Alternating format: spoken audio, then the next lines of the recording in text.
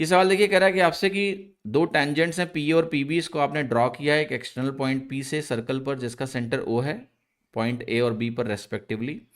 और ये भी दिया कि A P B angle 120 degree है, ए पी 12.5 है, तो आपको बताना है कि ओ पी की लंबाई क्या होगी, what will be length of O P. देखो ये सर्कल हो गया। अब हमसे कह रहा है कि एक टेंजेंट ये बना दो, एक टेंजेंट ये बना दो, दो टेंजेंट हमने बना दिए।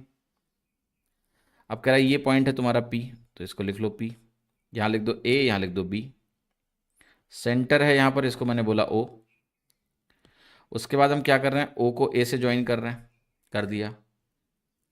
इसको ओ को पी से ज्वाइन कर दिया। यहाँ पर हमने एंगल बोल दिया 90 डिग्री है, ये भी बना दिया। अब डेटा देखो क्या कह रहा है, डेटा आपसे ये कह रहा है कि जो ए पी की वैल्यू है ये 12.5 है, ये पूरा एंगल 120 डिग्री है। अगर ये पूरा 120 है तो ये एंगल 60 होगा, ये भी 60 होगा। ये 90 डिग्री तो होता ही है, टेंजेंट स्पर्श रेखा और रेडियस के बीच में 90 डिग्री का कोण बनता है, तो ये 60 होगा, तो ये 30 डिग्री होगा।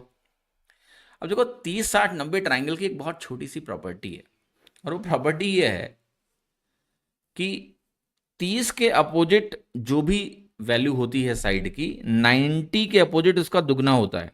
ओपी की वैल्यू 25 हो गई, दो गुना।